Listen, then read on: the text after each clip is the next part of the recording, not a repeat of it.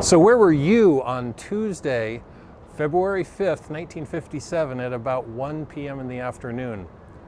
Speaking for myself, I wouldn't be born for another 7 years, but maybe you were around. On that fateful morning, a huge, massive gas explosion rocked downtown Reno, and for years afterwards, Renoites would recall where they were and what they were doing when this event happened. Just in the same way they remember their circumstances during the Kennedy assassination or the moon landing. Today I'll take you to the very location where this all went down, and I'll walk you through the events of that day. A lot of folks that I've talked to aren't even aware that this catastrophe happened, so let's all get caught up with the great Reno gas explosion of 1957.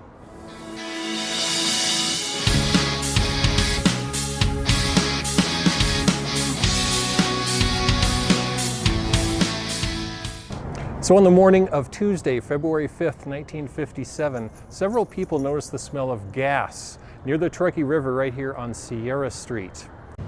Nobody called the authorities initially, but eventually the power company did send down a couple of investigators to check things out. They came down and they ended up in the basement of the Gray Reed Wright department store, which was located in the building that's located behind me. They checked things out down there and they weren't convinced, and they dismissed the smell as being that of paint. At 12:53 p.m. calls started coming into the fire department, and at 12:59 p.m. a fire truck, the first fire truck, pulled up right here, which would have been in front of Spina's Nevada Shoe Factory and Patterson's Men's Store. The firefighters and the power company employees set about to start evacuating people from the area due to the persistent smell of gas. The Reno Elks home was located right across the street where the Palladio is now located. This grand building was built in 1904, and it stood there on the banks of the Truckee River for 53 years. The Elks manager at the time, named J.C. Coomley, sensed that something was not quite right, and he started rousting members out of the building. The members were there for lunch and cards and whatever else Elks do. And he started hustling them out of the building because they had a persistent smell of gas there as well. Just then, a large and violent explosion shook downtown and blew out windows for blocks around. The concussion was felt way outside of the downtown corridor, and the blast sent burning debris, bricks, wood, and glass into the air. This massive kaboom drew a throng of spectators to the site. Then a second explosion came, about as big as the first, followed by a smaller third blast. 49 people were injured from flying debris from the second explosion, including 6 firefighters there at the scene. Part of a building fell down onto the fire engine, and 2 people were killed. A 57-year-old lady was hit by some debris in the street, and Frank Spina, co-owner of Spina's Nevada Shoe Store, he was found several hours later underneath a vehicle where the blast had blown him under. There were 3 buildings located here on the west side of Sierra Street, and they all caught fire at about the same time, and by that afternoon, they had all been gutted. Patterson's Men's Shop was located here on this corner where Antonio's Mexican Grill now sits. Other businesses in these buildings were Spina's Nevada Shoe Factory, Cambar Fabrics, Tate's Shoes, the Slingerland Insurance Agency, the Sanford Law Firm, Realtor Ben Edwards, and the Kayleen Clothing Shop. Burning embers launched from the explosions, crossed Sierra Street, and the 3-story Elks home was soon involved in a fire of its own. In the confusion that followed, families of many of the Elks members that were down here scrambled to find out the whereabouts of their loved ones. And eventually all the Elks were accounted for after several agonizing hours. The Elks home was reduced to ashes, and the Elks decided to move rather than rebuild. They eventually relocated here on this property in South Reno, where they were able to build a spacious lodge, which included a swimming pool. The land they built on here was donated to the Elks by Raymond I. Pappy Smith of Harold's Club, who had purchased this land several years prior in anticipation of a possible expansion of gaming in this area.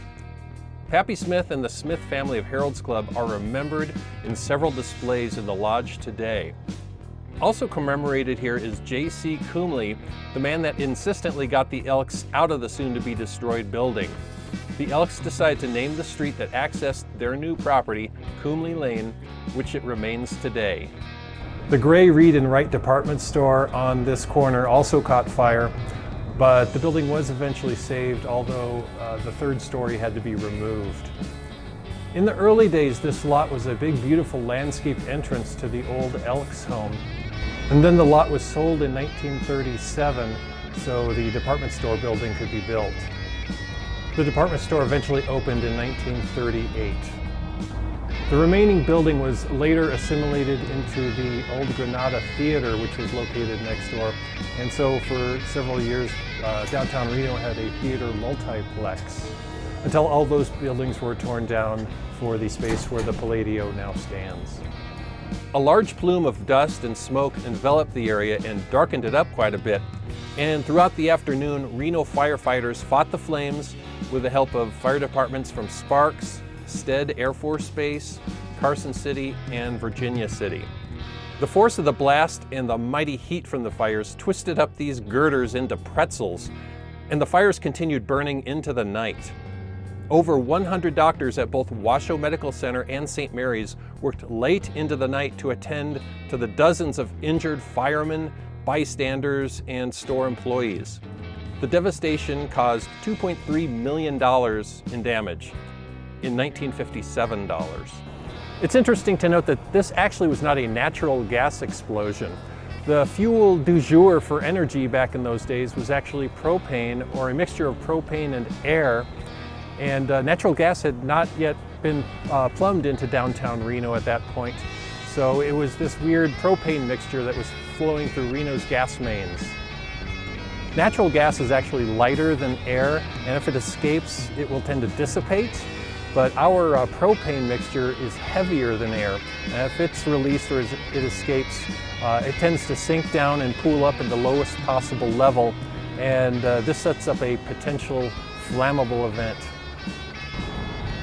None of the buildings involved survive today, and even the buildings that were built to replace them have all since been razed for the development that you see here today currently. Here's some before and after photos to help you visualize what things looked like at that time and to kind of place where everything was. What I'm going to do for you here is create some then and now photo mashups. I'm going to take a 1957 photo of the carnage and blend it with an image that I took from the exact same angle just the other day. Please enjoy these, and I will see you in just a second for a fine craft beer.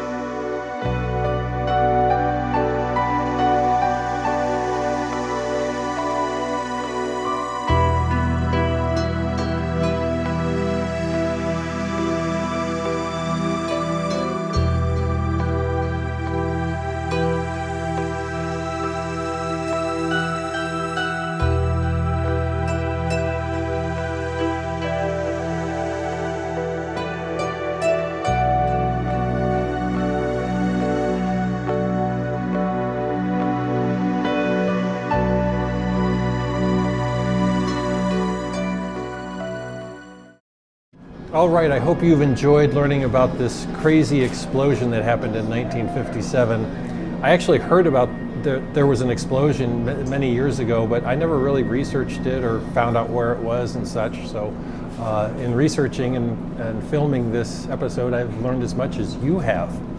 And we're actually finishing up this episode at Pisano's Pizza downtown, which is in that same little strip of area that was destroyed in 1957. You owe it to yourself to come downtown and check out Pisano's Pizza. They're great food, great service, and of course, great craft beer.